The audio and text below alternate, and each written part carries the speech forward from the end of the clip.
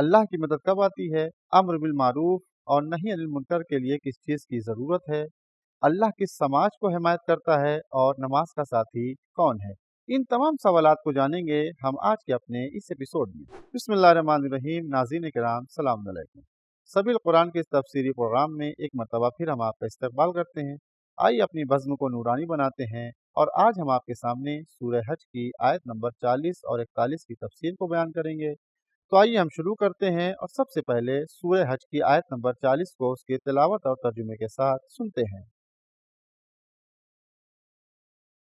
كتاب أنزلناه إليك مبارك ليدبروا آياته وليتذكر أولو الألباب بسم الله الرحمن الرحيم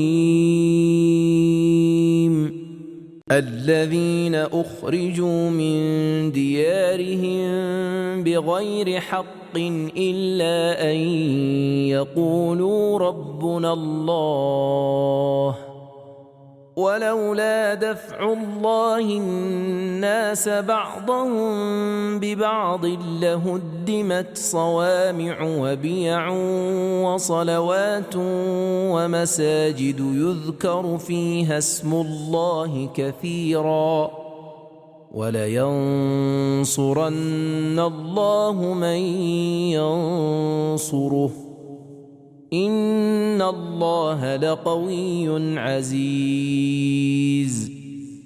یہ وہ مظلوم ہیں جو ناحق اپنے گھروں سے نکال دیے گئے صرف اتنی سی بات پر کہ وہ کہتے تھے کہ ہمارا پروردگار اللہ ہے، اور اگر خدا بعض لوگوں کو بعض کے ذریعے سے دفاع نہ کرتا رہتا تو نصرانیوں کی خانقاہیں اور گرجے اور یہود کے عبادت خانے اور مسلمانوں کی مسجدیں جن میں کثرت سے ذکر خدا ہوتا ہے سب گرا دی جاتی۔ تو جو کوئی اللہ کے دین کی مدد کرے گا اللہ ضرور اس کی مدد کرے گا، بے شک وہ طاقت والا اور غالب آنے والا ہے۔ تلاوت اور ترجمے کو سننے کے بعد آئیے اب اس آیت کے نکات کو بھی بغور سنتے ہیں۔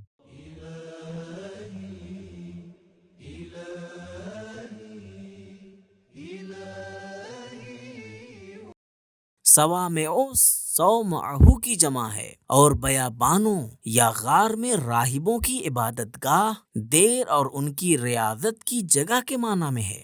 بیعن بیعہ کی جمع ہے اور عیسائیوں کی عبادت گاہ کو کہتے ہیں، اور کلمہ صلوات صلات کی جمع ہے اور یہودیوں کی عبادت گاہ کو کہتے ہیں۔ مسجد کا خراب ہونا یعنی اتحاد کو مٹانا، امام عادل سے تعلق ختم کرنا، فقراء کو بھلا دینا، حالات سے بے خبر رہنا اور خدا سے غفلت۔ اسی لیے اگر دشمن کو موقع ملے تو سب سے پہلے انہی جگہوں کو توڑتا ہے۔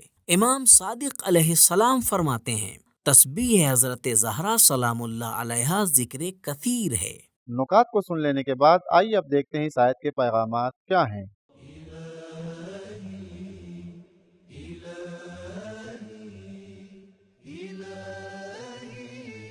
نمبر 1، عقیدہ توحید کی وجہ سے وطن چھوڑنا مظلومیت کی واضح مثال ہے۔ نمبر 2، وطن سے محبت انسان کا پیدائشی حق ہے اور کسی کو اس کے وطن سے نکال دینا حق چھیننا اور ظلم ہے۔ نمبر 3، قرآن مجید میں زمین میں فساد پھیلانے والوں کو جلا وطن کرنا حق ہے اور مومنین کو جلا وطن کرنا ناحق اور باطل ہے۔ نمبر 4، دینداری میں سختی اور پریشانی ہے۔ نمبر 5، مومنین اللہ کے ارادوں کے پورے ہونے کا ذریعہ ہیں، اللہ کا دفاع مومنین کے ذریعے ہو رہا ہے۔ نمبر 6، کبھی کبھی دینی مرکز اور اداروں کی حفاظت کے لیے خون بھی دینا پڑتا ہے۔ نمبر 7، جو چیز اہم ہے وہ مسجد کی حرمت کی حفاظت ہے، چاہے وہ جنگ سے ہو، قلم یا بیان سے ہو یا پھر کسی اور راستے سے۔ نمبر 8، دشمن کا سب سے بڑا مقصد لوگوں کو بیدار کرنے والے اداروں کو برباد کرنا ہے۔ لہدمت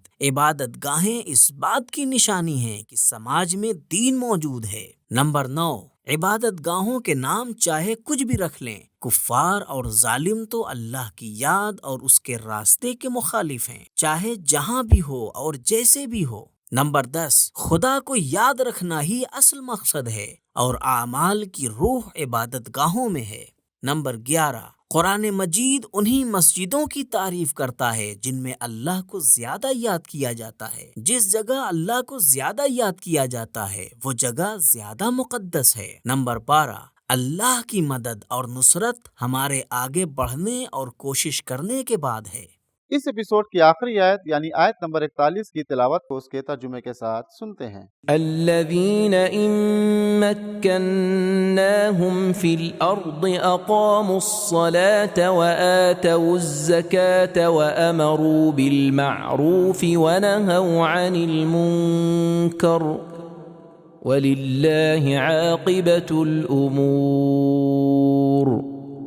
یہ وہ لوگ ہیں کہ اگر ہم انہیں زمین میں اقتدار حکومت عطا کریں تو وہ نماز قائم کریں گے، زکوٰۃ دیں گے، نیکی کا حکم دیں گے اور برائی سے روکیں گے، اور تمام کاموں کا انجام اللہ ہی کے ہاتھ اختیار میں ہے۔ ترجمے اور تلاوت کو سننے کے بعد آئیے اب اس آیت کے نکات کو دیکھتے ہیں۔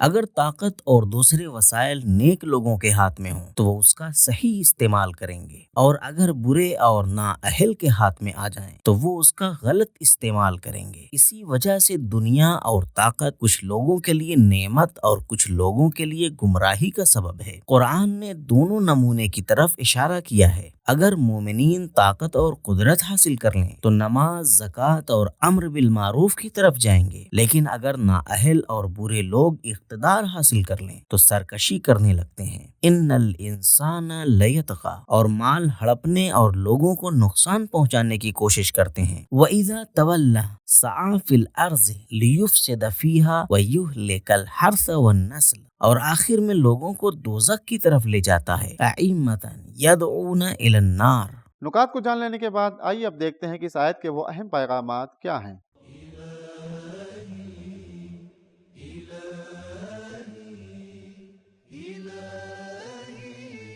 نمبر 1، اللہ کی مدد اس کے دین کو زندہ کرنے سے آتی ہے۔ نمبر 2، امر بالمعروف اور نہی عن المنکر کے لیے طاقت اور اقتدار کی ضرورت ہے۔ نمبر 3، مومنین کی کامیابی، بندگی، مالی اور سماجی مدد کا انتظام کرتی ہے اور غفلت اور غرور کو ختم کر دیتی ہے۔ نمبر 4، مومنین کے لیے تمام زمینیں ایک جیسی ہیں، وہ جہاں بھی ہو سکے اپنے مقدس ہدف کے لیے کوشش کرتے ہیں۔ نمبر 5، ساری قدرت خدا کے ہاتھ میں ہے۔ نمبر 6، نیک لوگوں کی حکومت کا پہلا نتیجہ اور پھل نماز، زکوٰۃ اور امر بالمعروف اور نہی عن المنکر ہے۔ نمبر 7، خدا سے رابطہ، محتاجوں اور مظلوموں کی مدد، سماج کو پڑھا لکھا بنانا اور فساد کو روکنا ایک دوسرے سے الگ نہیں ہیں۔ نمبر 8، نماز قائم کرنا، زکوٰۃ دینا، نیکی کا حکم دینا اور برائی سے روکنا حکومت کے ذمہ داروں کے بنیادی کاموں میں سے ہے۔ نمبر 9،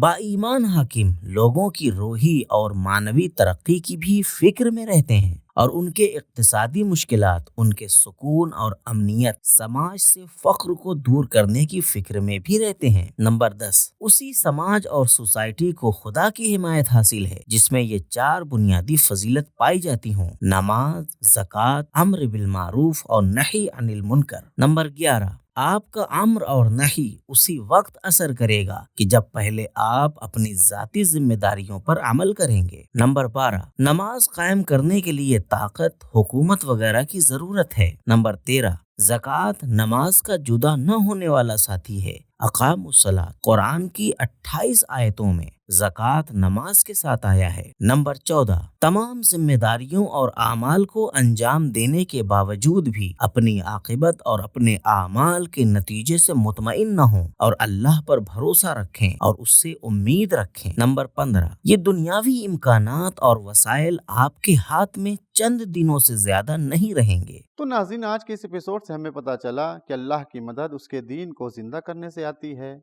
امر بالمعروف اور نہی عن المنکر کے لیے طاقت اور اقتدار کی ضرورت ہے، اور اللہ اس سماج کو حمایت کرتا ہے جس میں نماز ہو، روزہ ہو، امر بالمعروف ہو، نہی عن المنکر ہو، یعنی اچھائی کی دعوت دی جا رہی ہو اور برائی سے روکا جا رہا ہو۔ اور نماز کا جدا نہ ہونے والا ساتھی زکوٰۃ ہے، اس لیے کہ ہم نے قرآن مجید میں بہت سی آیتوں میں دیکھا ہے کہ اللہ نے نماز کے ساتھ زکوٰۃ کا ذکر کیا ہے۔ بسم اللہ الرحمن الرحیم۔